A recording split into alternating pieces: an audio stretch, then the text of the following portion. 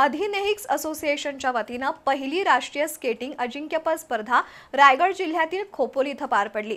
या स्पर्धेमध्ये कोल्हापूरच्या एसके रोलर स्केटिंग अकॅडमीच्या खेळाडूंनी 12 सुवर्ण, 12 रौप्य आणि 21 कांस्य पदकं मिळवली।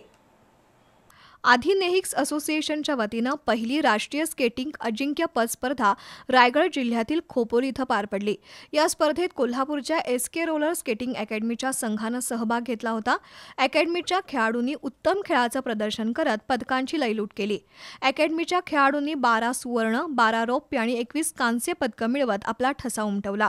त्यामध्ये श्रीशल पाटील, पर्य ओसवाल, अधिरा पाटील, अवित चोरगे, कविलेश शिंदे, आदित्य दंडवते यांनी सुवर्ण पदकांची कमाई केली, तर उर्वरित खेळाडूंनी रौप्य आणि कांस्य पदकं मिळवली।